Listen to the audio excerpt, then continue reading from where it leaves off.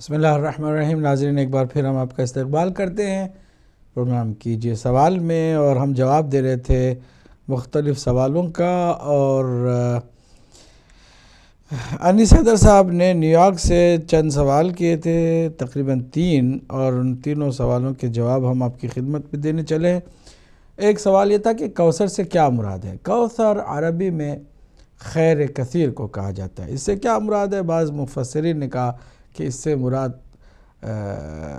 حوض کوثر ہے، بعض نے کہا کہ اس سے مراد جو ہے وہ جتنے بھی حضور کی جنگوں میں کامیابی تھی ان تمام کامیابیوں کا مجموعہ ہے جسے خیر کثیر کہا گیا ہے، اور بعض نے فرمایا کہ اس سے مراد نسل کثیر ہے، اور وہ بھی فاطمہ سلام اللہ علیہا کے صلب مطہر سے۔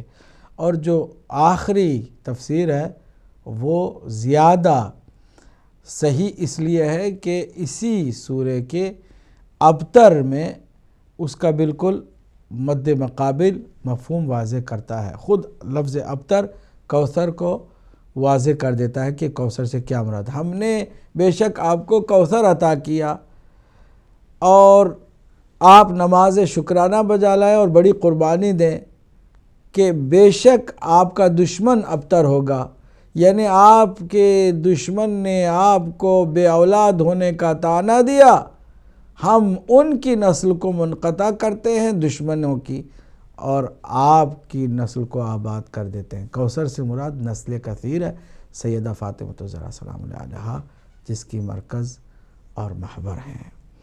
لیلۃ القدر اور سیدہ میں کیا رابطہ ہے؟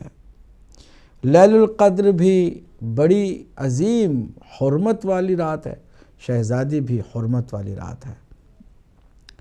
شب قدر بھی مخفی ہے، پوشیدہ ہے، پتہ نہیں ہے کہ کون سی شب وہی حقیقت میں شب قدر ہے۔ سیدہ سلام اللہ علیہا کی قبر بھی، شخصیت بھی، حتیٰ تاریخ شہادت بھی مخفی ہے، پوشیدہ ہے۔ کسی کو نہیں پتہ کہ صحیح معنوں میں آپ کی شہادت کی تاریخ، آپ کی قبر کا نشان اور آپ کی معرفت کیا ہے۔ شب قدر کو کوئی جان لیتا اور جان کر کے شب قدر کی بے حرمتی کرتا تو عذاب نازل ہو جاتا۔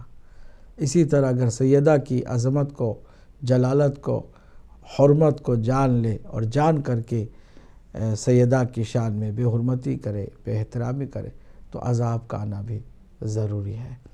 اور اگر شب قدر قرآن مجید کے نزول کی رات ہے تو زہرا سلام اللہ علیہا اس رات کے وارث کی ماں ہے، کہ جس رات کو اللہ نے اہل بیت اطہار کے اقتدار کی رات قرار دی ہے۔ شب قدر کا ایک مفہوم اقتدار اہل بیت اطہار علیہ السلام ہے، اور شہزادی کونین ہی محور اور مرکز ہیں عصمت و طہارت کی، اور آپ ہی ہیں اہل بیت اطہار میں مرکزی ہستی۔ آپ کا سوال تھا کہ قرآن میں کتنی دفعہ فرشتوں کا ذکر آیا ہے۔ اگر فرشتوں کا لفظ جو ہے آپ دیکھیں تو اردو میں فرشتے فارسی سے لیے گئے، فارسی میں فرشتہ کہتے ہیں۔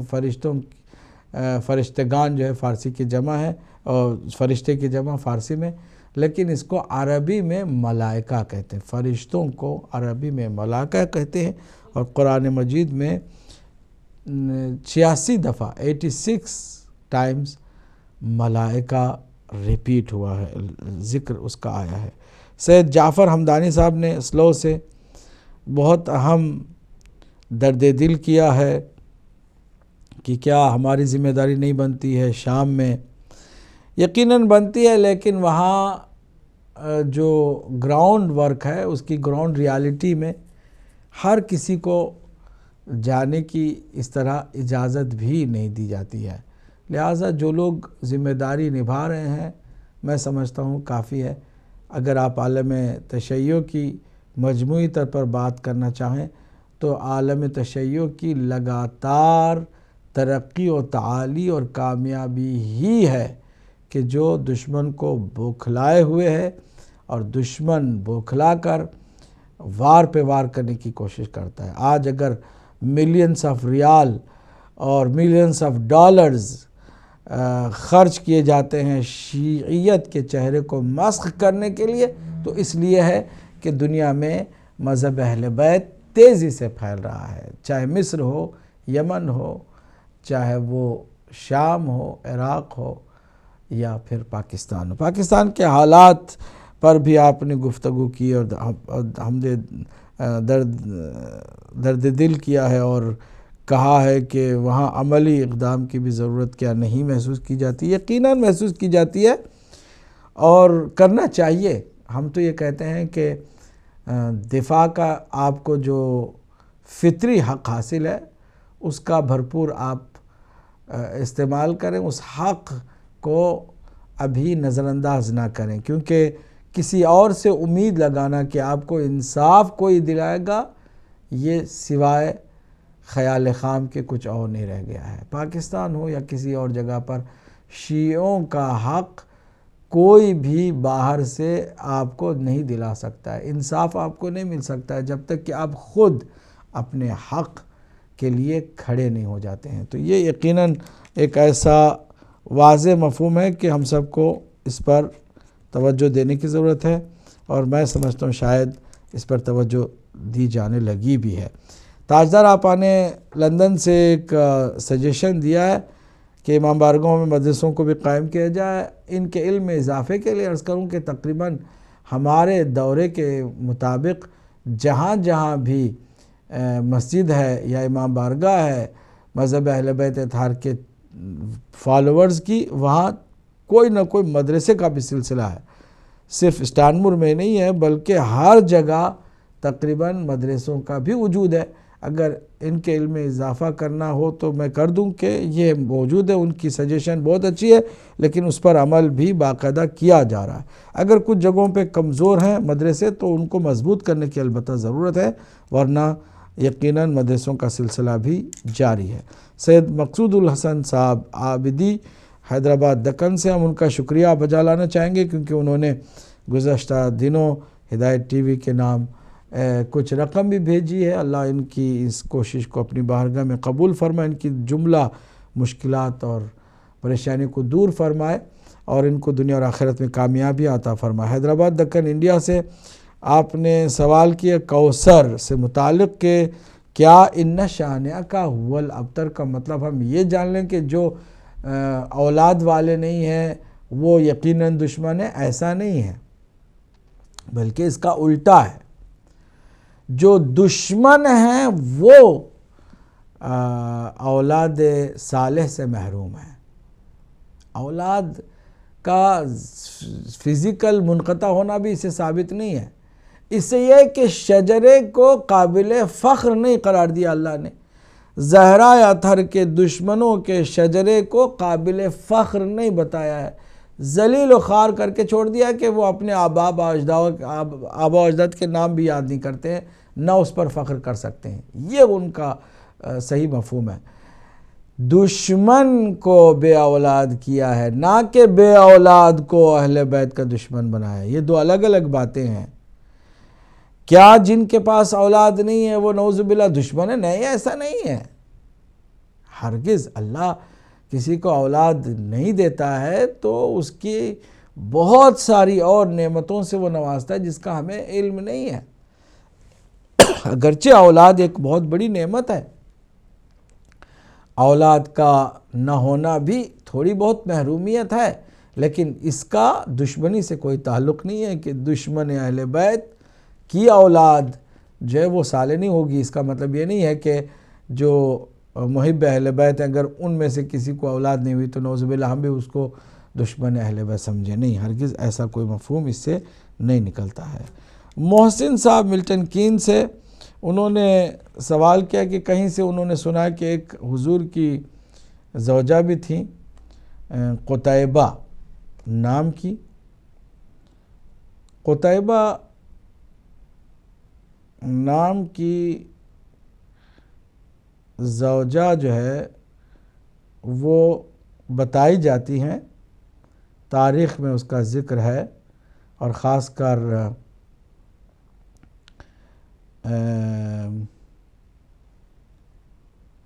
قتیلہ یا قتیلہ.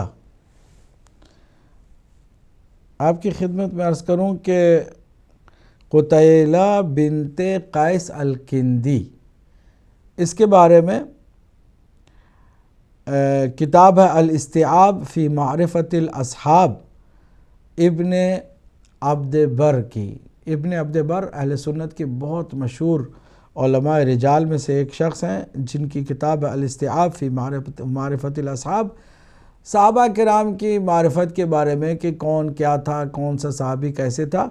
اسی کے ذیل میں اگر آپ قاف باب القاف میں چلے جائیں تو آپ کو قتیلہ بنت قیس الکندی کا قصہ بھی ملے گا کہ یہ سن 10 ہجری میں حضور کی زندگی میں آئیں. اس کے بعد حضور کی وفات کے بعد مرتد ہو گئی اور اپنے بھائی کے ساتھ مرتد ہو کر نکل گئیں. اور بعض روایتوں میں آیا ہے جیسا کہ انہوں نے لکھا کہ اس نے ابو جہل کے بیٹے سے بعد میں شادی بھی کر لی. اس پر حضرت ابوبکر اور حضرت عمر دونوں نے اس کو امہات المومنین کی فہرست سے ہی نکال دیا کہ چونکہ مرتد ہو گئی اب لہٰذا اس کو ام المومنین کا خطاب نہ دیا جائے، اور یہ راستے سے ہٹ گئی. یہاں پر بہرحال بعض نے کہا کہ نہیں اس نے شادی نہیں کی، لیکن ارتداد تو ضرور ہوا، مرتد اس کا ہونا ثابت ہے، یہ البتہ بعض نے کہا ہے. کچھ بھی ہو، اس ذکر کا کم سے کم یہ نتیجہ نکلتا ہے کہ کسی کو بھی نہ اللہ نے نہ رسول نے کسی کو بھی بلینک چیک ایشو نہیں کیا ہے کہ اس کے اگلے بھی گناہ اس کے پچھلے بھی گناہ بالکل معاف کر دیے جائیں گے اور وہ 100% سیکیور اور سیف ہو گیا. جو صحابی ہو گیا یا زوجیت میں آ گئی وہ جناب 100% سیکیور اور سیف ہو گیا. یہ کوئی بلینک چیک اللہ نے نہ دی ہے نہ رسول اللہ نے دی ہے، جس طرح کہ بہت سارے لوگوں نے یہ عقیدہ بنا لیا جس کی بنیاد پر بہت سارے مجرموں کے جرم پر پردے آج تک ڈالے جا رہے ہیں اور بہت سارے ظالموں کے ظلم پر پردے ڈالے جا رہے ہیں، یہی کہہ کر کے کہ جناب وہ صحابی تھے تو صحابی تو ہو ہی نہیں سکتا، سارے صحابی جنتی ہیں. صحابی کے لیے اللہ نے جو ہے نا وہ رضایت کا اعلان کر دیا، رضی اللہ عنہم و رضوا عنہ. تو اللہ جو راضی ہونے کے بعد پھر سے جو ہے وہ ناراض نہیں ہو سکتا ہے، وہ اس کی رضا بدلی نہیں جا سکتی ہے، لہٰذا وہ جناب وہ غلط نہیں ہو سکتے، غلط بھی ہیں تو بھی غلط نہیں ہو سکتے. یہ عقیدہ بلائنڈ عقیدہ بنا لیا گیا اور اس کو زیادہ سے زیادہ پروموٹ کیا گیا. آج اکثر لوگ بیچارے فوراً چونک جاتے ہیں کہ نہیں کچھ بھی نہیں، ہمیں پتہ ہے کہ حضرت علی کے مقابل میں جو آیا وہ بالکل باطل ہے، ٹھیک ہے سب کچھ ہے، لیکن حضرت معاویہ ابن ابو سفیان رضی اللہ تعالیٰ عنہ ان کے لیے بھی، ان کے لیے کیونکہ صحابی تھے تو پھر جناب اگلے پیچھے سارے جو ہے نا ان کے گناہ پہلے سے اللہ نے معاف کر رکھے ہیں، رضایت اس کی بدلی نہیں جا سکتی ہے. جب ایک زوجیت میں آ کر نبی کی زندگی میں آ کر بعد میں مرتد ہو سکتی ہے تو باقی جو بیچارے یار ہیں دوست ہیں صحبت کے لیے چند گھنٹے آتے رہے ہیں وہ ان کے بدل جانے میں کیا کسی کو شک ہونا چاہیے. کوئی بھی کچھ بھی بدلا جا سکتا ہے، انسان کی طبیعت میں کبھی بھی خرابی آ سکتی ہے، اچھائی بھی آ سکتی ہے. کوئی برا سا برا انسان نیک سے نیک ہو سکتا ہے، نیک سے نیک انسان برا سا برا بھی ہو سکتا ہے. لہٰذا انسان کے کردار اور اس کی اپنی پرسنل کریڈیبلٹی پر ہمیں توجہ کرنی چاہیے، نہ یہ کہ کسی حدیث کو لے کر کے ہر مجرم کو، ہر ظالم کو، ہر قاتل کو بچانے کی کوشش کرنی چاہیے.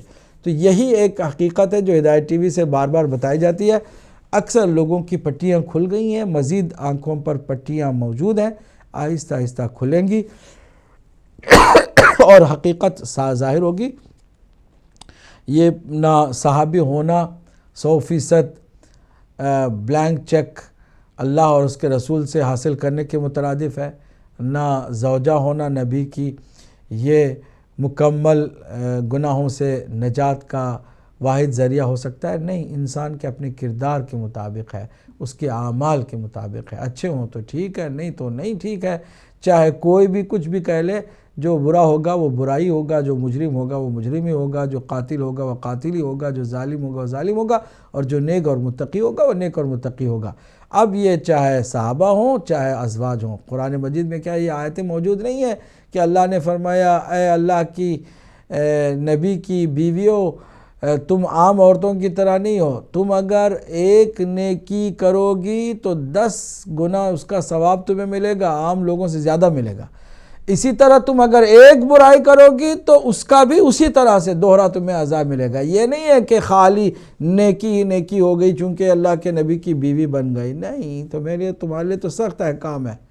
بعض عورتوں کو گھر سے باہر نکلنے کا منع نہیں ہے، لیکن تم کو وَقَرْنَ فِي بُيُوتِكُنَّ، اے نبی کی بیویوں گھروں میں بیٹھی رہو، باہر نہیں نکلنا، بازار میں خرید کے لیے شاپنگ کے لیے نہیں نکل سکتی ہو تم، جائی کہ کسی وقت کے خلیفہ کے ساتھ جہاد کرنے جنگ کرنے کے لیے چلی ہو۔ یہ ساری باتیں قرآن کی آیتوں کے روح سے واضح کرتی ہیں کہ کسی کو بھی بلینک چیک اللہ نے نہیں دی ہے، کسی کے لیے بھی۔ یہ ذہن میں رکھیں، یہ مسئلہ بہت سارے مسائل کا حل ہے۔ ایک مسئلہ یہ سمجھ جائے نا انسان، اس کی آنکھیں کھل جائیں گی۔ بہت ساری جو موٹی موٹی آنکھوں پر پٹی چڑھا دی گئی ہے نا، ساری پٹی جو ہے وہ اتر کے رہ جاتی ہے اور حقیقت سامنے واضح طور پر نظر آتی ہے۔ پھر اسے پتہ چلتا ہے کہ نہیں بھائی، حق اور باطل میں واقعاً فرق کرنے کے لیے ضروری تھا کہ ہم سمجھیں۔ ہم تو بس آنکھوں پر پٹی ڈال کے بیٹھ گئے تھے کہ جناب صحابی ہیں تو کسی صورت میں غلط نہیں ہو سکتے، زوجہ ہے تو کسی صورت میں غلط نہیں ہو سکتے۔ ہر انسان اگر انسان ہے تو اس میں تبدیلی کے چانسز گنجائش ہوتی ہیں۔ اللہ راضی تھا تو پھر راضی ہونے کے بعد پھر کیسے وہ ناراض ہو سکتا ہے؟ بھئی انسان کے خوبیاں ہیں تو اللہ راضی ہوتا ہے، خرابیاں ہیں تو اللہ ناراض ہوتا ہے۔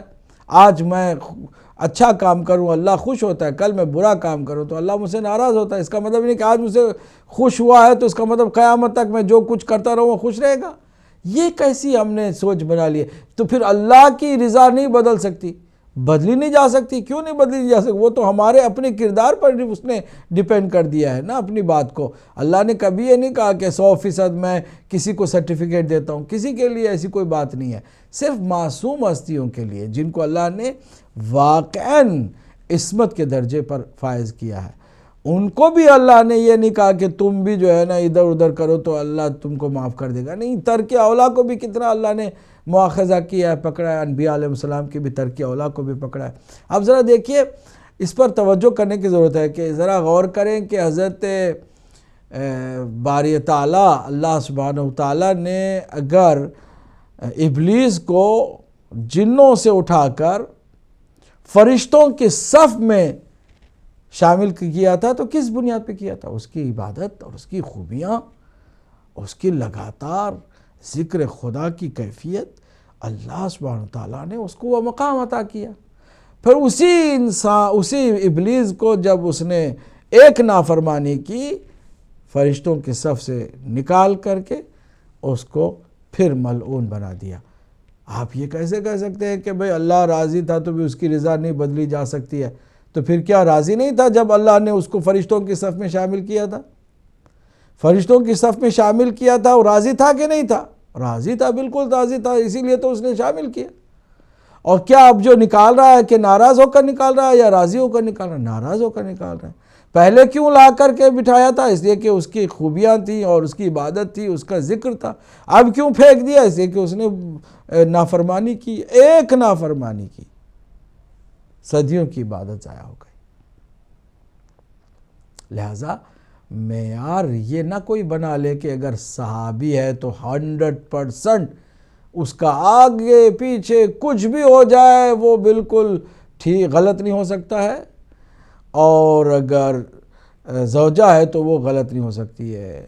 سب کچھ ہو سکتا ہے۔ ہماری آنکھوں کو کھولنے کی ضرورت ہے۔ جو صحیح ہے اس کو صحیح مانو، جو غلط ہے اس کو غلط مانو، تب جا کے ہم حق و باطل میں صحیح معنوں میں فرق کر سکیں گے، اور پھر اہل بیت اطہار علیہ السلام کے دوستوں اور دشمنوں میں بھی پہچان آسان ہو جائے گی۔ میں اب دوبارہ گزارش کروں گا کہ ٹیلی فون لائنز کھول دیے جائیں، اور آپ سے گزارش ہے کہ جی ٹیلی فون نمبر آپ جیسے اسکرین پر دیکھیں فون کر سکتے ہیں، اور انشاءاللہ ہم آپ کے سوالوں کے جواب بھی دیں گے۔ آپ کے سوال ہم دوسری نشست میں بھی چند لے سکیں گے، ہمارے پاس کچھ ٹائم مزید باقی ہے۔ آج کی ہماری اس مبارک نشست میں کافی سوالات آپ کی طرف سے آئے، اور ہم نے کوشش کی کہ اس نشست میں آپ کے سوالوں کے جواب بھی دیں۔ مزید سوالات کی گنجائش ہے، کوئی سوال ہو تو انشاءاللہ۔ السلام علیکم ورحمۃ اللہ۔ وعلیکم السلام علامہ صاحب، میں ایک اور سوال پوچھنا چاہتا ہوں۔ جناب خادم حسین صاحب بول رہے ہیں؟ جی فرمائیے۔ سورہ فتح کی آیت مبارکہ ہے کہ بسم اللہ الرحمن الرحیم، محمد رسول اللہ صلی اللہ علیہ وسلم اشداء علی الکفار رحماء بینہم۔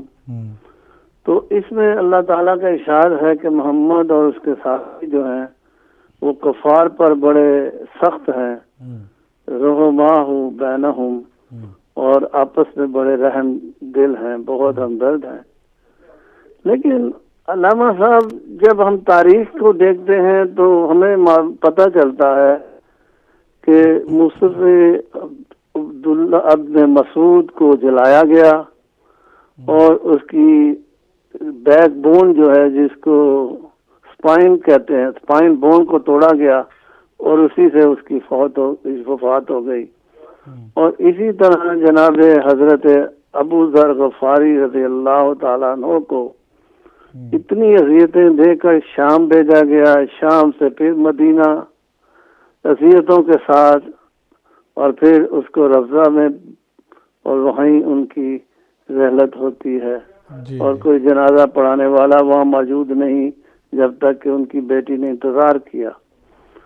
تو اسی طرح ہماری ماں ام المومنین عائشہ رضی اللہ تعالیٰ عنہا نے یہ ارشاد فرمایا، تمام کتب میں یہی کتاب استیاب ابن عبد البر کی ہے، اس میں بھی درج ہے کہ اقتلو ناصر ہوا کافر، حضرت عثمان کو کافر کہا ہماری ماں نے۔ اسی طرح بہت سی مثالیں ہیں۔ تو یہ آپ ارشاد فرما رہے تھے کہ تمام صحابہ ہدایت پر ہیں، تو یہ تو ایک دوسرے کو قتل کرتے رہے ہیں اور ایک دوسرے کو برا بھلا کہتے رہے ہیں، تو شدہ علی الکفار تو نہیں، یہ تو آپس میں ہی بڑے سخت تھے۔ تو اس پر ذرا روشنی ڈالیے گا، جزاکم اللہ۔ انشاءاللہ جزاک اللہ خادم حسین صاحب مانچسٹر سے۔ اگر کوئی کالر ہو تو مزید ہم شامل کرتے ہیں، مزید 2-4 کالز کی گنجائش ہے، بس زیادہ نہیں، اور اس کے بعد انشاءاللہ جوابوں کی طرف جائیں گے۔ السلام علیکم ورحمۃ اللہ۔ وعلیکم السلام مرشد صاحب۔ ماشاءاللہ، بسم اللہ، فرمائیے جناب سید علی جان مرشد صاحب، آپ گنجائش شریف کیسے ہیں؟ الحمدللہ الحمدللہ الحمدللہ۔ ہلو جی فرمائیے سن رہا ہوں میں۔ جی مرشد صاحب، میرے 2 سوال ہیں، میں اگر غلط ہوں تو مجھے صحیح کر دیجئے۔ جی کہ پہلی تو چیز ہے کہ باغ فدق کا جو معاملہ ہے کہ مولا علی علیہ السلام نے کیوں واپس نہیں لے لیا اپنی حکومت میں، ان میں 2 باتیں جو ہے میرے ذہن میں سوال یہ ہے کہ ایک تو بی بی نے یہ الفاظ ہمیں تاریخ میں ملتے ہیں کہ بی بی نے یہ کہا تھا کہ اس کی شکایت میں قیامت کے دن اپنے بابا سے کروں گی کہ تم نے میرا حق اس طرح سے چھینا ہے۔ تو جب وہ شکایت ابھی باقی تھی تو مولا علی علیہ السلام وہ کیسے واپس لے لیتے؟ یہ ایک سوال یہ ہے۔ اور دوسرا سوال یہ ہے کہ کیا وہ مال جو باغ فدق تھا وہ بیت المال میں ہی تھا، یا کہ مروان کو حضرت عثمان نے اپنی زندگی میں ہی عطا کر دیا تھا؟ اور حضرت علی علیہ السلام کا اس کا واپس لینے کا اگر ارادہ کرتے تو کیا ایک اور جنگ کا محاذ محمد علیہ السلام پہ نہیں کھل جاتا تھا، اور مسلمانوں کی حالت جو آج ہم سنتے ہیں اس سے بھی بدتر نہیں ہو جانی تھی؟ تو مصلحت کا تقاضا یہی نہیں تھا کہ جہاں پہ ہے باغ فدق اس کو وہیں چھوڑ دیا جائے؟ شکریہ۔ بالکل، جزاک اللہ جزاک اللہ جزاک اللہ۔ اگر کوئی کالر ہے مزید تو انشاءاللہ ہم اور 2 کال لیں گے انشاءاللہ، پھر اس کے بعد۔ اچھا چلیے بریک سے پہلے بھی ہم چاہیں گے کہ خادم حسین صاحب کے سوال کا جواب دے دیں، اگر کوئی کالر ہیں تو ان کو لے لیں اگر ہیں تو۔ جی السلام علیکم ورحمۃ اللہ۔ وعلیکم السلام مولانا صاحب، آپ کو سلام۔ میں ملک بدر منیر بول رہا ہوں جناب ملک صاحب کے بعد قبلہ میرے چند سوالات ہیں جو کہ یعنی کہ کچھ عرصہ پہلے ایک عالم کے ساتھ اسی یعنی کہ جو یعنی کہ اختلافات ہیں ان کے بارے میں جو میں نے سوال کیے انہوں نے جواب دیے جی، تو اس میں کافی کنفیوز ہوں۔ تو میرے سب سے پہلے سوال یہ ہے کہ قبلہ یہ بتائیے گا کہ جب نبی پاک صلی اللہ علیہ وسلم کو رب العالمین نے حکم دیا کہ اپنے گھر والوں کو تبلیغ کرو، تو تبلیغ کا نتیجہ یہ نکلا کہ کوئی بھی یعنی کہ کسی نے اسلام قبول نہیں کیا۔ حضرت علی علیہ السلام کا ذکر جب آتا ہے تو یعنی کہ میں نے یعنی کہ اہل تشیعوں سے سنا ہے کہ حضرت علی علیہ السلام کا ذکر کرتے ہیں تو وہ عالم جو سنی ہے وہ کہتے ہیں کہ یہ نعوذ باللہ حضرت علی علیہ السلام کی توہین ہے، آپ تو پیدائشی مسلمان ہیں۔ تو سب سے پہلے جو مرد ہے جنہوں نے اسلام قبول کیا تھا وہ حضرت ابو بکر صدیق ہے رضی اللہ عنہ۔ تو میرا سوال یہ ہے کہ جب حضرت ابو بکر صدیق کو معلوم تھا کہ نبی پاک صلی اللہ علیہ وسلم اکیلے ہیں اور کسی نے بھی اسلام قبول نہیں کیا اور سارا عرب ایک طرف ہے، آپ اکیلے ایک طرف ہے، تو اگر عموماً کہا جاتا ہے کہ وہ جنگ بدر سے بھاگ گئے تھے، تو اگر وہ بزدل تھے تو انہیں معلوم نہیں تھا کہ میں اکیلا نبی پاک صلی اللہ علیہ وسلم رشتہ دار بھی نہیں ہے، دوست ہے، تو میں کیا کر رہا ہوں؟ تو ساتھ ہی وہ کون سے دنیاوی یعنی کہ نبی پاک صلی اللہ علیہ وسلم کے ساتھ کے پاس خزانے تھے، تاج و تخت تھا، جن کا لالچ دیکھے انہوں نے کہا کہ بھائی کلمہ پڑھ لو تو بعد میں دیکھیں گے، یعنی کہ کون سے نبی پاک صلی اللہ علیہ وسلم کے پاس وہ باغات تھے، وہ جائیدادیں تھی۔ اور اسی طرح جو حضرت عمر فاروق ہیں اور حضرت عثمان غنی، تو یہ 23 برس یعنی کہ کسی کے ساتھ 23 گھنٹے کوئی نہیں چلتا، تو وہ جو 23 برس انہوں نے گزارے یہ ابتدائی صحابہ میں سے ہے، تو ان 23 برسوں میں انہوں نے کون سے کھانے دانے اچھے رہائش یعنی کہ ان کو عیاشی انہوں نے کی ہے یا کہ وہ مصیبت میں زندگی گزاری ہے؟ تو اس پہ روشنی ڈالیے گا۔ بہت اچھی۔ ملک بدر منیر صاحب، اللہ آپ کو جزائے خیر دے۔ آپ سے میں گزارش کروں کہ بہت سارے جواب نا میں اس وقت شاید ٹی وی پر دیتے ہوئے محسوس یہ کروں کہ شاید مناسب نہ ہو۔ آپ اگر اپنا ای میل ایڈریس مجھے دے دیں تو میں حوالوں کے ساتھ چند حقائق آپ کے ساتھ شیئر کرنا چاہوں گا، اور پھر آپ کو یہ جو سوال آپ نے کیے ہیں نا ان کے جواب آپ خود پا جائیں گے، لیکن میں مختصر انشاءاللہ ضرور اس پر بات کروں گا۔ اگرچہ میں اس پلیٹ فارم سے کوئی بھی ایسی بات نہیں کرنا چاہتا کہ جسے کسی کی بھی دل آزاری ہو، لیکن میں آپ کی تسلی کے لیے حوالے ضرور پیش کروں گا۔ اگر آپ اپنا ای میل ایڈریس چھوڑ دیں دوبارہ فون کر کے یہاں پر تو انشاءاللہ آپ کو حوالوں کے ذریعے سے چند حقائق ضرور پہنچاؤں گا آپ کی خدمت میں، اور اس کے بعد آپ خود اندازہ لگا لیجیے گا۔ اگر کوئی کالر ہیں، آخری کالر تو شامل کروں بریک سے پہلے۔ چلیے بریک کی طرف چلتے ہیں ناظرین، اس کے بعد ہم فوراً ہی آپ کی خدمت میں حاضر ہوتے ہیں، اور یہ سلسلہ انشاءاللہ 6 بجے تک جاری و ساری رہے گا۔